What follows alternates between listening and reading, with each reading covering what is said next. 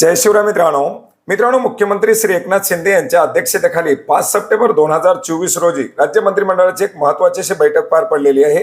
ज्या बैठकीमध्ये अनेक महत्त्वाचे असे निर्णय घेण्यात आलेले असून याच्यापैकी एक महत्त्वाचा असा निर्णय म्हणजे बिरसा मुंडा कृषी क्रांती योजनेच्या निकषामध्ये सुधारणा। मित्रांनो, राज्यातील अनुसूचित जमातीतील लाभार्थ्यांसाठी राबवली जाणारी एक महत्त्वाची अशी योजना म्हणजे बिरसा मुंडा कृषी क्रांती योजना।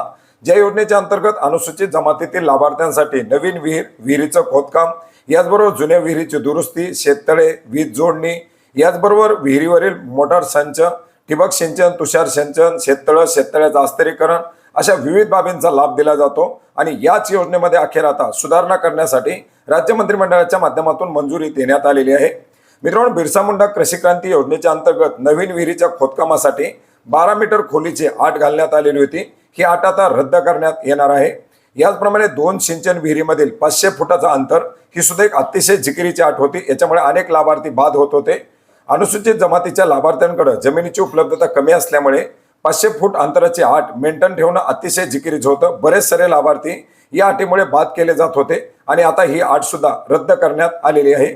मित्रांनो, याचप्रमाणे नवीन सिंचन विहिरीला 2.5 लाख रुपयापर्यंत दिलं जाणारं अनुदान आता 4 लाख रुपये करण्यात येणार आहे। याचप्रमाणे जुन्या विहिरीच्या दुरुस्तीसाठी दिल्या जाणाऱ्या 50,000 रुपयाच्या ऐवजी आता 1 लाख रुपयाचं अनुदान दिलं जाणार आहे। इनवेल बोरिंगसाठी 20,000च्या ऐवजी आता 40,000 रुपयाचं अनुदान दिलं जाणार आहे।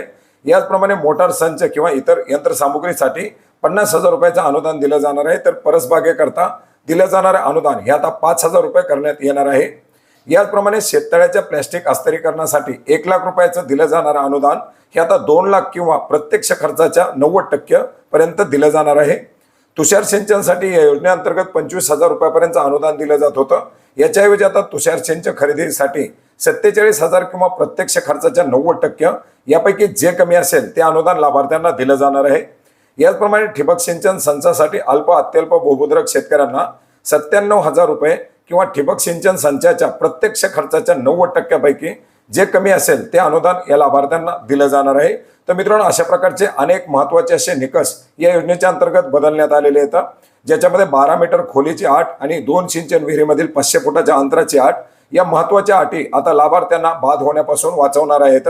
तर मित्रांनो, अशा प्रकारे अनुसूचित जमातीच्या लाभार्थ्यांसाठी राबवल्या जाणाऱ्या बिरसा मुंडा कृषी क्रांती योजनेच्या निकषामध्ये मंत्रिमंडळाच्या माध्यमातून सुधारणा करण्यासाठी मंजुरी देण्यात आलेली आहे।